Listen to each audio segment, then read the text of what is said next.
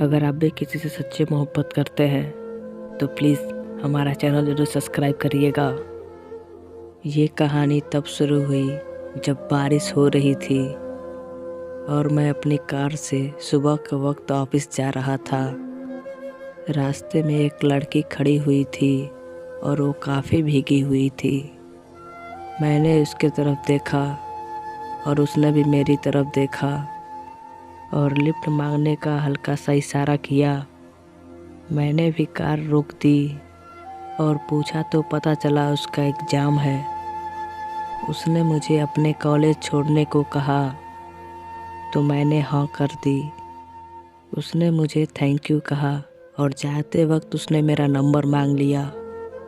मैंने उसका नाम पूछा और उसने बताया कि उसका नाम किरण है। ऐसा लगता था कि वो काफ़ी फ्रेंडली थी, लेकिन फिर मैंने सोचा कि कॉलेज के लड़के या लड़कियां ज़्यादातर फ्रेंडली नेचर के होते हैं। फिर एक दिन किरण ने मुझे अचानक से कॉल किया। उस दिन संडे था और उसने कहा कॉफ़ी का प्लान बना लो। शाम को हमने कॉफ़ी पी और खूब बातें की और रात को मैंने उसे घर छोड़ दिया। लेकिन रात को ही किरण का फ़ोन आया और हमने फिर काफ़ी बातें की। अब हर रोज़ हम बातें करते और फिर मिलने का सिलसिला चल पड़ा। मैंने उसको हमेशा आगे पढ़ने के लिए प्रेरित किया। उसकी कोचिंग की फ़ीस भी मैंने दे देता था। मैं बस यही चाहता था कि वो अपने सारे सपने पूरे करे। मेरी अभी शादी भी नहीं हुई थी और सैलरी भी अच्छी थी, तो मैंने सोचा किरण की थोड़ी मदद भी हो जाएगी। अब किरण भी मुझसे बेहिचक हर चीज़ की डिमांड करने लगी। कभी उसे पैसों की ज़रूरत होती थी तो कभी न्यू ड्रेस की तो कभी फीस की। धीरे धीरे मैं उसे चाहने लगा। उसके प्यार में मैं इतना खो गया था कि उसकी ज़रूरतें पूरी करना अब मुझे अपना फ़र्ज होने लगा। मेरा पूरा अकाउंट खाली हो गया था। मेरा मन अब अपने काम में भी नहीं लगता था। मेरी परफॉर्मेंस अब लगातार बिगड़ने लगी थी, लेकिन मेरे दिल और दिमाग पर किरण ही छाई थी। एक दिन किरण का फ़ोन आया और उसने बताया कि मेरा सरकारी जॉब लग गई है। मैं बहुत खुश हुआ। उसका सपना पूरा हो गया था।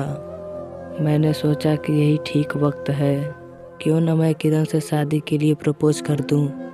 सही वक्त देखकर मैंने उसे शादी के लिए प्रपोज़ कर दी, लेकिन किरण ने कोई बहाना बनाकर मुझे टाल दिया। फिर एक दिन उसने मुझसे कहा कि अब मैं तुमसे ज़्यादा बात नहीं कर पाऊंगी, मुझे और भी बहुत ज़रूरी काम रहते हैं। और वो अपने काम में बहुत ज़्यादा व्यस्त रहती है। ये सुनकर मुझे बहुत दुख हुआ। मैंने सोचा कि उसके लिए मैं एक एक पल कुर्बान किया। अपनी जॉब के बारे में भी नहीं सोचा और वो मुझसे ऐसे बात कर रही है। अब किरण का बात करना बहुत कम हो गया था, लेकिन मैं उसकी याद में तड़पता रहता था। मुझे उसके फ़ोन का हर पल इंतज़ार रहता था। मेरी हालात बहुत बुरी हो गई थी। कितनी बार वो मेरा फ़ोन तक नहीं उठाती थी। एक दिन किरण ने मुझे फ़ोन करके कहा कि उसका रिश्ता तय हो गया है। अब मैं उसको फ़ोन ना किया करूं। मैंने उसको अपना प्यार का वास्ता दिया तो वो कहने लगी, मैंने तुमसे शादी करने का वादा नहीं किया था। उसने बताया कि वो जिस लड़के से शादी कर रही है वो ऑस्ट्रेलिया में सेटल है और वो शादी के बाद वो भी ऑस्ट्रेलिया चली जाएगी। मैं किरण के आगे बहुत रोया, बहुत गिड़गिड़ाया, लेकिन उस पर कोई असर नहीं हुआ।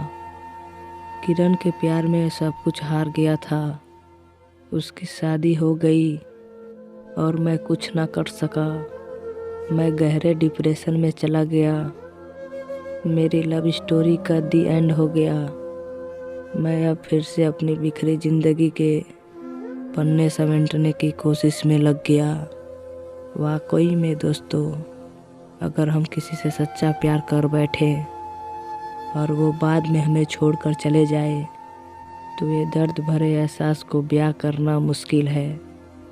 अब तो ऐसा लगता है कि मैं अपनी लाइफ जी नहीं रहा, बस काट रहा हूँ और उम्मीद करता हूँ कि मैं उसे भूल पाऊँ।